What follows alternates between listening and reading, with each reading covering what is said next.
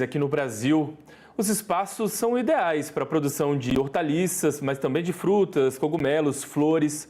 Assunto da minha conversa de agora ao vivo com o pesquisador da Embrapa Hortaliças, Ítalo Guedes.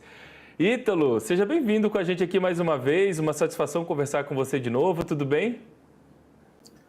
Obrigado, Felipe. Grande satisfação. Obrigado novamente pelo convite. Satisfação nossa em recebê-lo aqui, Ítalo. Bom, conta pra gente então quais são as vantagens de se produzir hortaliças verticalmente em ambientes controlados, o que a gente pode entender também como um ambiente controlado, hein? Felipe, a principal vantagem do cultivo em ambiente controlado é a completa independência em relação ao clima. Lá dentro se controlam todas as variáveis que vão influenciar o crescimento e a produção da planta. Quando a gente fala em ambiente controlado, a gente quer dizer um ambiente fechado, onde as plantas recebem iluminação artificial, geralmente completa, mas algumas vezes pode ser apenas suplementar, e todos os outros fatores, temperatura, iluminação, umidade relativa, pressão parcial ou concentração de CO2, a composição da solução nutritiva, tudo isso é finamente ajustado para atender às necessidades de cada espécie. E a gente vê que, de fato, há um movimento de crescimento, né, na busca por informações e na implementação de fazendas verticais aqui. Essas fazendas verticais, elas devem ser inclusive integradas, por exemplo, a espaços públicos urbanos, a prédios. Esse é um dos objetivos das fazendas verticais? Perfeitamente. Muita gente questiona se a agricultura vertical é a agricultura do futuro, se vai substituir a agricultura em campo, a agricultura em cultivo protegido, nada disso. A agricultura vertical é um dos componentes da agricultura, eu nem diria mais do futuro, porque elas já são mais do que presente. E foi pensada para ocupar o espaço urbano, para garantir o abastecimento de comida nos espaços urbanos, dessa forma diminuindo a total dependência das cidades apenas na produção de campo. E sim, ela pode ser e deve ser integrada a espaços públicos, a estacionamentos, condomínios, prisões, escolas. Tem aumentado muito no Brasil, é interessante, pequenas fazendas verticais dentro de escolas, além do objetivo de produzir alimentos frescos, que é importantíssimo que se comece a educação das crianças logo cedo, também serve como um mecanismo didático, uma forma de ensinar de onde vem o alimento, como é que se produz, coisas desse tipo. Bom, e você estava comentando aí, eu fiquei pensando, essa agricultura vertical ela também pode ajudar a solucionar uma questão que a gente tem visto aí muita reclamação como um desafio, né? Que é reduzir a dependência de transporte de alimentos entre algumas regiões, né? Porque às vezes existe um polo produtor de alguma hortaliça, de alguma fruta, que fica distante de outras regiões consumidoras, então a implementação, a chegada dessa tecnologia, digamos assim, pode ajudar a reduzir essa dependência do transporte entre regiões, né? Não há dúvida. Você imagine, por exemplo, até pouco tempo atrás, o Distrito Federal era o principal, se não um dos principais fornecedores de pimentão de Manaus, do mercado consumidor de Manaus. Milhares de quilômetros daqui, indo esse produto em caminhões, nem sempre o produto ia refrigerado da forma adequada, por estradas ruins, e isso por uma distância enorme, gastando gasolina, gastando diesel, ou seja, combustíveis fósseis.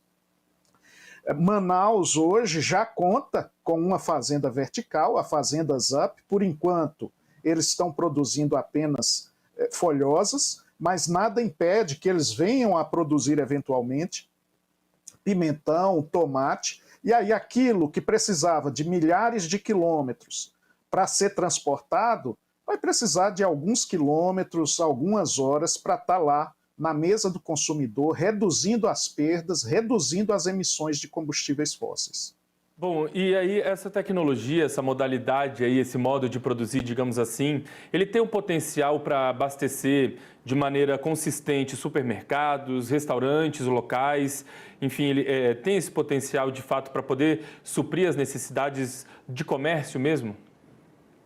Sim, não suprir a necessidade completa, porque hoje os grandes centros têm uma demanda muito grande e nós precisamos lembrar que o espaço urbano é caro.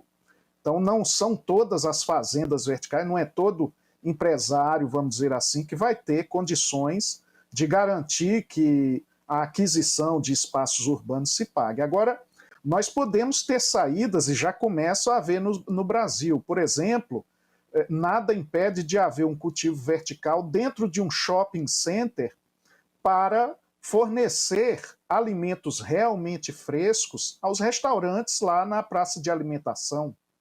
Nada impede, e já existe uma empresa, a Fazendas Bioma de Santa Catarina, que produz pequenos módulos de cultivo vertical pensando em supermercados e restaurantes. Então, o supermercado pode ter lá dentro uma fazendinha vertical, o consumidor vai lá e colhe realmente o alimento ainda vivo, vamos dizer assim, leva para sua casa mais do que fresco.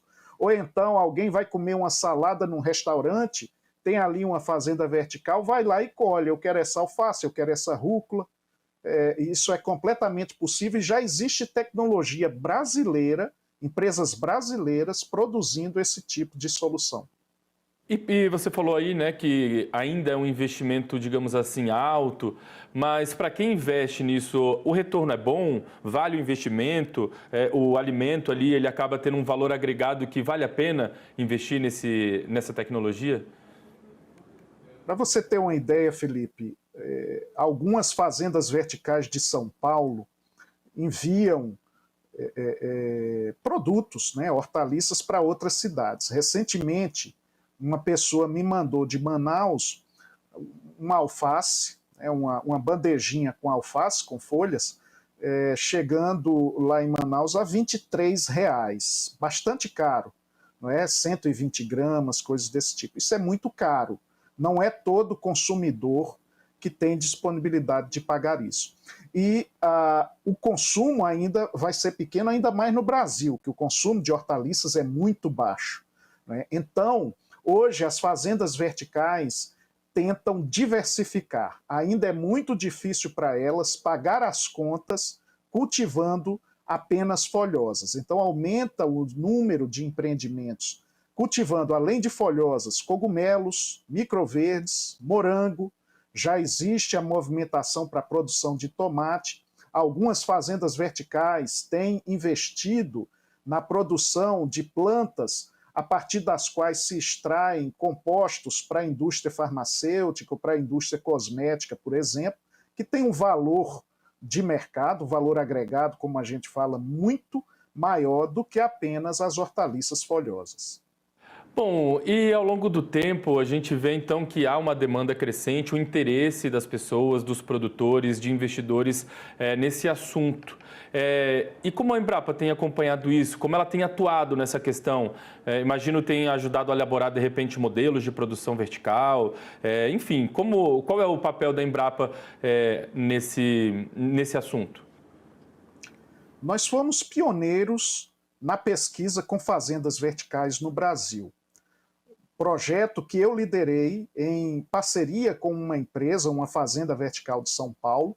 Ele foi celebrado em 2020. Até onde eu saiba, foi o primeiro projeto formal de pesquisa em fazendas verticais no Brasil. Esse projeto durou até 2024. Nós entregamos sistema de produção de folhosas completo, entregamos sistema de produção de morangueiro, para o empresário. De lá para cá, nós temos tentado outras parcerias, ainda são raras as empresas dispostas a financiar, cofinanciar a pesquisa, mesmo com a Embrapa. A gente sabe que recursos públicos para pesquisa, infelizmente, são cada vez mais raros. Uma coisa que nos preocupa um pouco é que ainda são pouquíssimas, quase só nós da Embrapa Hortaliças que fazemos pesquisa na Embrapa sobre esse tema, embora existam outras instituições, o Instituto Agronômico de Campinas, o IF Goiano de Rio Verde, a Exalc, a USP-Exalc, a Universidade Federal de Viçosa, e nós temos parcerias com todos esses grupos de pesquisa que estão realizando trabalhos com cultivo indoor, com cultivo em ambiente controlado, com cultivo vertical. Muito bem, Ítalo. Quero agradecer a sua participação com a gente. Acho importante a gente trazer essas tendências, inovações, assuntos que despertam o interesse de fato da nossa audiência, do público de casa, para o pessoal buscar um pouquinho mais de conhecimento, entendimento, de repente, para entrar nesse mundo aí, né, nessas novas tecnologias. Então, muito obrigado, parabéns pelo trabalho. Vamos voltar a conversar numa nova oportunidade, Ítalo. Muito obrigado, Felipe. Valeu, agora são 3